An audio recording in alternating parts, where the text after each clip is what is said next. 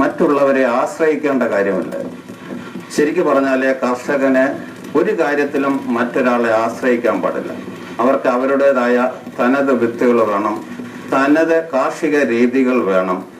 അതുപോലെ തന്നെ വളത്തിനും മറ്റുള്ളവരെ ആശ്രയിക്കാൻ പാടില്ല.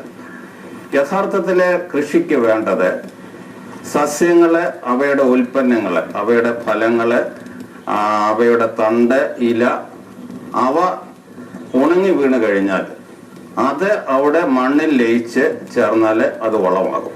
അതിനു പുറമെ ആ വൃക്ഷങ്ങളിലെ ആ സസ്യങ്ങളിൽ വരുന്ന പക്ഷികള്, ശലഭങ്ങള്, അവയുടെ കാഷ്ടം, അതുപോലുള്ളത് ആ മണ്ണിൽ ലയിച്ചു ചേർന്ന് കഴിഞ്ഞാൽ ഈ സസ്യങ്ങളുടെ അവശിഷ്ടവും ജന്തുവർഗങ്ങളുടെ മലമൂത്രാദികളും മാത്രം മതി നമ്മുടെ മണ്ണിന്റെ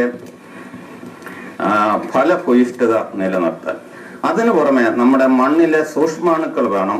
അതുപോലെ നമ്മുടെ നാടൻ മണ്ണിരകൾ വേണം.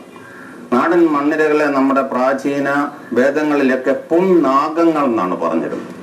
അപ്പൊ ഈ മണ്ണിരകള് അത് നമ്മുടെ വിദേശങ്ങളിൽ നിന്ന് വരുന്ന വിദേശി മണ്ണിരകളല്ല, നമ്മുടെ നാടൻ മണ്ണിരകള്, മണ്ണിലുള്ള സൂക്ഷ്മാണുക്കള്, ഇവ നമ്മുടെ മണ്ണിന്റെ ആരോഗ്യത്തിന് വളരെ അത്യാവശ്യമുള്ളതാണ്.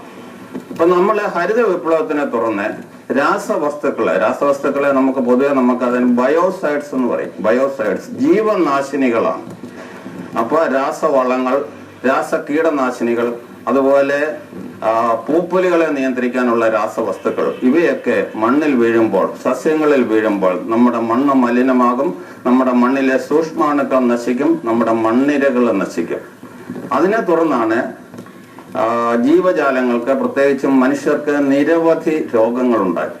പലേക്കർ കൃഷിക്ക് വേണ്ട മൂലധനം ഒരു നാടൻ പശു മാത്രം. സങ്കര ഇനം വേണ്ട, നാടൻ തന്നെ വേണം. അതിന് കാരണവും അദ്ദേഹം പറയും. സങ്കര ഇനം പശുവല്ല, പശുവും പന്നിയും ചേർന്ന രൂപമത്രേ. ഇവയെ കൗപിക് എന്നാണ് പലേക്കർ വിളിക്കുക. അതിന്റെ പാലല്ല, പാല് പോലുള്ള ദ്രാവകം മാത്രം. അതിന്റെ ചാണകത്തിൽ രാക്ഷസീയ അണുക്കളുണ്ട്. അവ പോഷകങ്ങളല്ല, നാശകങ്ങളാണ്. എന്നാൽ നമ്മുടെ നാടൻ പശുക്കളുടെ ദേഹരചനാശാസ്ത്രം സവിശേഷ രീതിയിലുള്ളതത്രേ.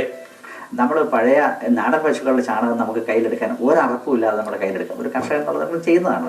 പക്ഷേ ഇപ്പം എനിക്കൊന്ന് ഇപ്പോഴത്തെ ഈ പശുക്കളുടെ ചാണകവും കയ്യിലെടുക്കുമ്പം നമുക്കതിന് ഒരുപക്ഷെ നമ്മൾ അറിയാതെ ഒരു അറപ്പ് നമ്മുടെ മനസ്സിൽ തോന്നും.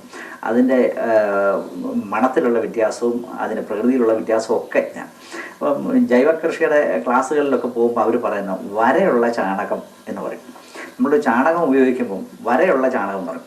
അപ്പം നാടൻ പശുക്കളുടെ ചാണകം, പശു ചാണകം ഇട്ട് കഴിഞ്ഞാൽ ഇത് ചാണകം ഇട്ട് കഴിഞ്ഞാൽ നോക്കിക്കഴിഞ്ഞാൽ അതിൽ ഇങ്ങനെ വരകൾ കാണും. അതൊരു 2-3 ലെയർ അല്ലെങ്കിൽ 4-5 ലെയറായിട്ടാണ് ഇങ്ങനെ കിടക്കുന്നത്. അതിൽ ഓരോ ഭാഗത്തും അതിൻ്റെ ഘടന തന്നെ അങ്ങനെ വരയുള്ള.